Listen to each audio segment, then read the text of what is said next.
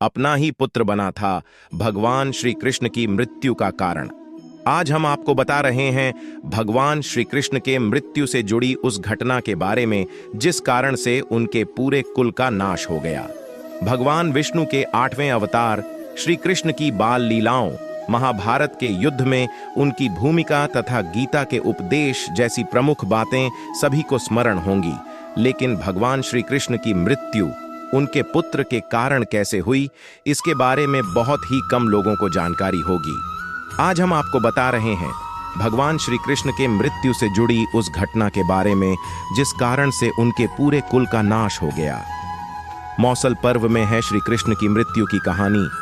महर्षि वेद व्यास रचित महाभारत के मौसल पर्व में भगवान श्री कृष्ण की मृत्यु और उनकी द्वारका नगरी के समुद्र में समा जाने का विवरण दिया गया है।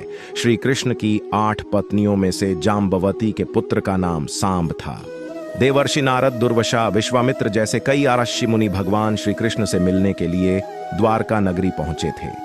सांब ने शरारतवश एक स्त्री का वेश धारण कर लिया और उन ऋषि मुनियों से पूछा कि उसके गर्भ में बेटा है या बेटी।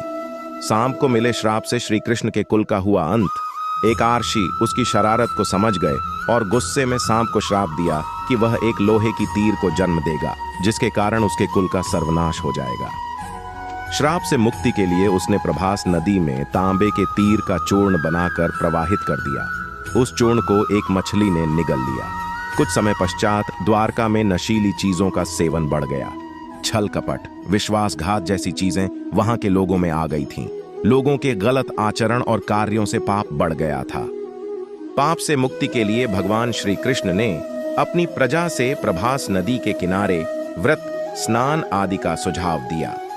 उनकी सारी प्रजा वहां चली गई, लेकिन वहां पर आपस में ही उनकी लड़ाई हो गई, जिसमें अंत में श्री कृष्ण और उनकी प्रजा के कुछ लोग बच गए। श्री कृष्ण के आदेश पर बाकी प्रजा हस्तिनापुर चली गई। इस बीच भगवान श्री कृष्ण वन में ध्यान मुद्रा में थे। इसी बीच वहां एक बहेलिया आया। उसने श्री कृष्ण को हिरण समझकर तीर चला दिया, जो उनके पैरे के तालू में जा लगा। भगवान श्री कृष्ण ने अपना मानव शरीर त्याग दिया और वैकुंठ चले गए। जिस मछली ने तांबे के तीर का चूर्ण निगला था, उसके पेट में एक छोटा सा धातु बन गया था। उस मछली का शिकार बहेलिया ने किया और मछली के पेट से वह धातु मिला था जिससे उसने तीर बनाया। उस तीर से ही श्री कृष्ण के इस अवतार का अंत हो जाता है। उधर द्वारका नगरी समुद्र में डूब गई।